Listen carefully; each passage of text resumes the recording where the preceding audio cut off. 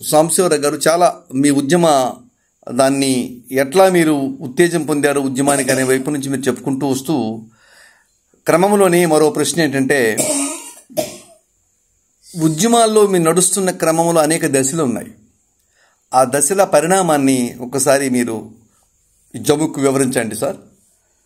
ఇప్పటివరకు శ్రీకాకుళం పోరాటంలో నేను ప్రత్యక్షంగా పాల్గొని చేసిన కృషిని క్లుప్తంగానే వివరించాను.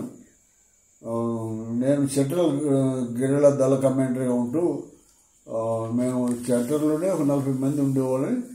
అట్లా అక్కడ దళాలు ఉండేవాళ్ళు. మా స్క్వాడ్ తిరుగుతూ ఉండేది ఎక్కడికంటే అక్కడికి. అక్కడ పోతుంటే అక్కడ మాటు దాడి చేసినప్పుడు నేను కూడా పాల్గొంటుండేవాడిని.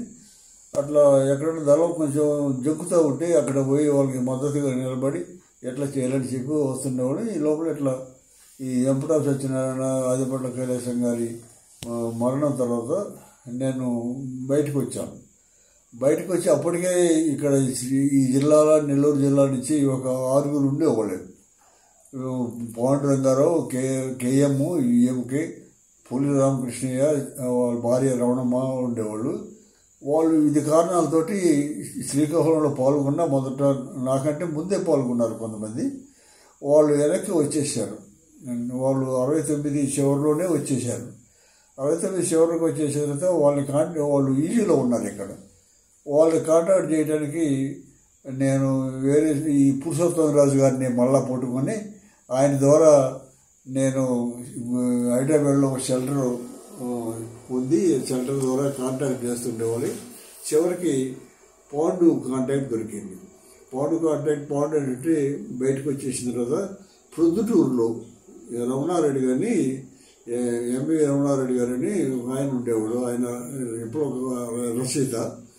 ఆయన షెల్టర్లో ఉంటూ అప్పుడప్పుడు బయటకు వచ్చి తిరిగిపోతుండేవాడు.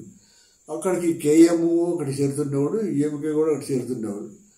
నేను వాళ్ళు చల్లగా కాంటాక్ట్ చేసి నేను కూడా వాళ్ళతో కలిసి ఒక కుర్రోడు ఓరియంటల్ లాంగ్వేజ్ చదువుతున్న కాస్ట్యూమ్ పేరని అప్పారావు అని పార్టీలో వచ్చాడు.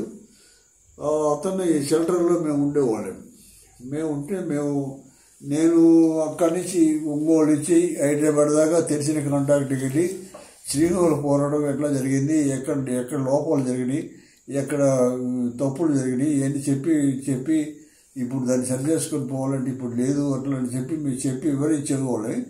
అట్లా నేను హైదరాబాద్ దాకా నాకు తెలిసిన వాళ్ళ దగ్గర పోయి వచ్చేవాళ్ళని. కేఎం ఇటు తిరుపతి దాకా పోయేవాడు. ఈఎంకి అట్లా రాయలసీమ అంతా తిరిగి వచ్చి అట్లా మాట్లాడుకొని వాళ్ళ దగ్గర నుంచి కొంత డబ్బులు తీసుకుని వస్తుండేవాడు. అట్లా మేమంతా తర్వాత కలిసిన తర్వాత మా మీద దాడి జరిగింది ప్రొద్దుటూరులో పగలే. నేను, పాండురంగారావు, బేర్ అని నెల్లూరు జిల్లా, ఇంకా సత్యనారాయణ రెడ్డి అని ఇంకొక రాయలసీమ అవుతుంది. మేము 4 ఉన్నప్పుడే పొద్దున 9:30, 10 గంటలప్పుడు దాడి జరిగింది. మేము అక్కడి నుంచి ఎస్కేప్ అయ్యాం. మేము ఎవరు దొరకలేం. అక్కడి నుంచి వచ్చి అప్పుడు పొలుకూరుకి వచ్చాం. ఇక్కడ నెల్లూరు ఒంగోలు జిల్లాలో నుండి పొలుకూరు అనే గ్రామానికి వస్తే ఒక కుర్రోడు కావలి కాలేజీలో చదివాడు. కేఎం వాళ్ళ క్లాస్మేట్. వాళ్ళ కుటుంబం దగ్గర ఉండేవాడు. వాళ్ళ దగ్గర ఆడు ఉంటుంటే వాళ్ళు పిలిస్తే పోయేవాడు అన్నానికి. అట్లా వాళ్ళు కొడుకు ఫ్రెండ్ కనుక ముఖముడిగా పెడుతుండేవాళ్ళు. అట్లా మేము కుర్రోళ్ళతోటి సంబంధాలు పెట్టుకుని కుర్రోళ్ళు ప్యాకెట్లు అట్లా ఉంటే మేము కూడా కూర్చొని వాళ్ళతో ఆ మాటలు ఈ మాటలు చెప్పి కుర్రోళ్ళతో పరిచయాలు పెట్టుకున్నాం. పరిచయాలు పెట్టుకున్న తర్వాత అట్లా వాళ్ళ ఇళ్ళకి కూడా మమ్మల్ని భోజనాలు పిలవడం ఇట్లా జరిగిపోయింది. అట్లా ఊళ్ళో ఉంటే పల్లెలో వీళ్ళందరినీ విపరీతంగా వచ్చి కొట్టేవాళ్ళు, దాడులు చేసేవాళ్ళు, అలా అరే అని పిలిచేవాళ్ళు.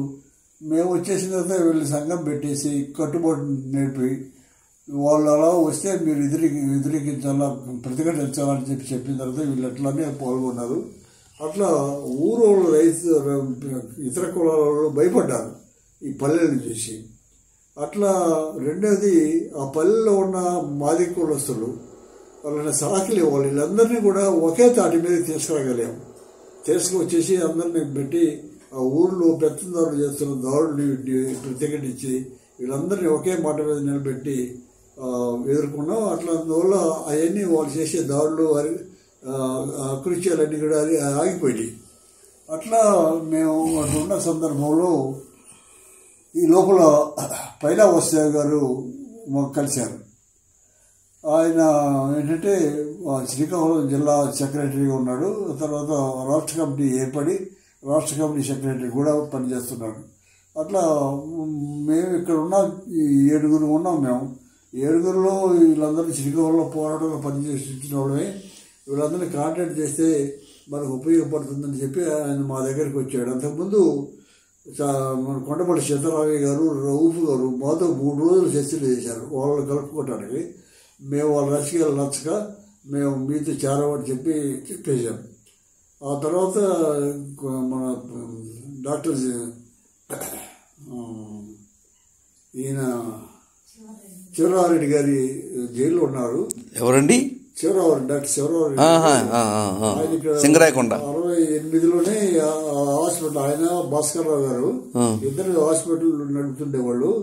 ఈ శ్రీకాకుళం పోరాటం తోటి ఇది హాస్పిటల్ కట్టేసేసి ఈయనేమో శ్రీకాకుళం ఏజెన్సీకి వచ్చి ఎక్కడ హాస్పిటల్ పెట్టారండి వాళ్ళు. అక్కడ క్లోజ్ చేసేసుకొని శివరామరెడ్డి గారు ఏజెన్సీకి వెళ్ళాడు. భాస్కర్ రావు గారు ఇటు మందస ప్రాంతంలోకి వెళ్ళారు. ఆ తర్వాత ఆయన వెళ్ళిన 1 నెల 2 నెలలకే ఒక షెల్టర్లో జ్వరం వచ్చి మలేరియా జ్వరం వచ్చి షెల్టర్ తీసుకుంటే షెల్టర్ మీద దాడి జరిగి పోలీసులు అరెస్ట్ చేశారు శివరామరెడ్డి గారిని.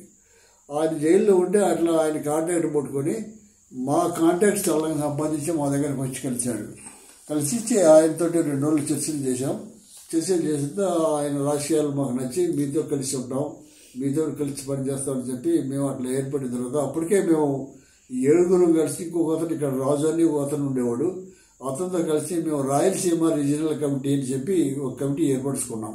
దానికి పాండురంగారావు గారిని సెక్రటరీగా పెట్టేసి మేము పనిచేస్తుండేవాళ్ళం. మా పని అంటే ఏంటి, అట్లా ఇక్కడి నుంచి నేను హైదరాబాద్ దాకా పోయి సింపతైజ్ చేసి కలిసి వాళ్ళకి చెప్పేసి వాళ్ళ రాజకీయాలు చెప్పి కొంత డబ్బుల్లో వచ్చుకునేవాళ్ళు. ఇట్లా బ్యాచువల్గా పోయి వస్తుండేవాళ్ళు. పాండు పుల్రావు కృష్ణ గారు ఎక్కడికి పోయేవాళ్ళు కదా, అక్కడే ఉంటుండేవాళ్ళు. అట్లా ఉంటున్న సందర్భంలో మాకు అనుకోకుండా ఆ షెల్టర్ ఎక్స్పోజ్ అయిపోయి పోలీసులు రైడ్ చేసి అప్పుడు మేమెవరూ లేము. పాండురంగారావు, కే మాల్కొండయ్య ఇద్దరే ఉన్నారు. వాళ్ళు షెల్టర్లో ఉన్న వాళ్ళ పట్టుకెళ్ళి వాళ్ళు జైల్లో పెట్టారు. మేము అంతకుముందు ఏం చేసామంటే మేము ఈ చారుమజుదారు లైన్ మీద మేము వ్యతిరేకించేవాళ్ళం. వర్గశత్రు నిర్మూలన అనేదాన్ని మేము వ్యతిరేకించేవాళ్ళం. కానీ ఇక్కడ ఏంటి, ఆయుధాలు ఉండాలా, దళాలు ఉండాలా, ఫారెస్ట్ ఏరియాలో పనిచేస్తుండాలి. అంటే దాడులు చేసి చంపడం అనేది సరైనది కాదు అని వ్యతిరేకించేవాళ్ళం. అయితే దళాలు ఉండాలా, ఆయుధాలు పట్టుకుని ఉండాలా, వాళ్ళు ప్రజలకి సమస్యలను తీసుకొని వాళ్ళకి అండదండలుగా ఉండి వాళ్ళు మద్దతుగా ఉండాలని చెప్పి మేము ఒక డాక్యుమెంట్ రాసాం. ఆ డాక్యుమెంట్ మా దగ్గర లేదు ఇప్పుడు. అది ఎక్కడ పోయిందో మాకేం తెలియదు. అప్పుడు మేనిఫోల్డ్ పేపర్లో రాసేవాళ్ళం. మేనిఫోల్డ్ పేపర్లో రాసి జిరాక్స్ తీస్తే అది ఎక్కడ పోయిందో మాకు తెలియదు.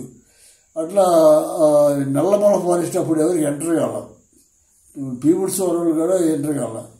అందుకని మేము అక్కడ పోవాలని చెప్పి కొంతమంది కుర్రోళ్ళు వస్తాయి. ఆ కుర్రోళ్ళని దళాలుగా ఏర్పరిచి అక్కడ పంపించాం. ఒక దళంగా ఒక ఆయుధం కొని, ఆయుధం ఇచ్చేసి ఒక పిస్టల్ కొని ఇచ్చేసి పంపించాం. వాళ్ళకి అండగా ఈ పుల్డా కృష్ణయ్య మెడికల్ ఆర్ఎంపీ, ఈ మామూలుగా సుందరయ్య గారు, పుచ్చలపాడు సుందరయ్య గారి తమ్ముడు, ఆయన పేరు రామచంద్రారెడ్డి గారు.